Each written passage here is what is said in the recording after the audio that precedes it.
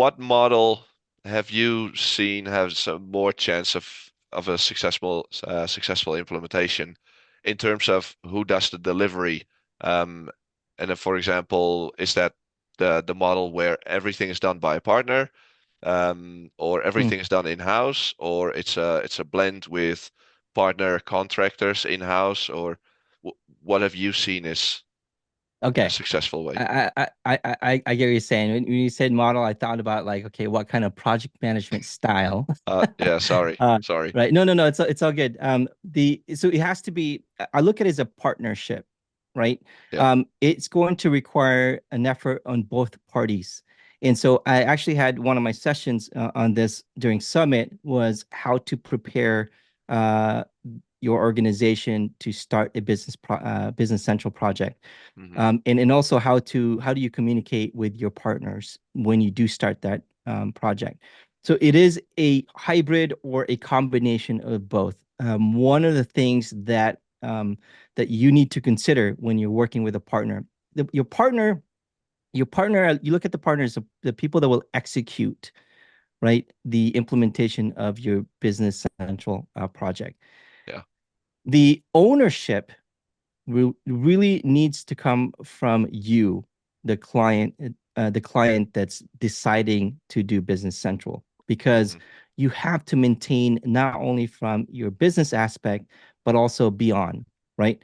How do you continue to utilize Business Central way after your Business Central project? You may have some team members that are part of the project may have moved on, right? So you cannot rely on that. You have to rely in building that structure within your organization. So, for example, if you're running a Business Central project, uh, your partner will have a PM or an implementer associated assigned to you, but you internally as a client, you should have an internal project coordinator or lead or project manager that owns that project. You also want to make sure that you have an internal executive sponsor, right? The decision maker of, that yes, we should sign that change order or not sign that change order. Hmm. So you should have that built in. And of course, change management, you have to make sure your team members are aware of the change and why you're going into Business Central. So to have a successful Business Central implementation, it's really a combination. So your partner will give you the best practice or better practice based upon your business requirement, but you still own that at the end of the day. Okay. Okay. So there's not much in that sense. As long as the partnership is there, it doesn't matter if well, probably I'll wait till you give the answer. If it's all with one organization, one partner, or that there's contractors involved, or there's done things done in-house, as long as it's clear who's responsible for what and everyone's on the same page, that will lead to success. Yeah, absolutely. Right. So, some partners, do not, I would say, do not care in a sense, but are open.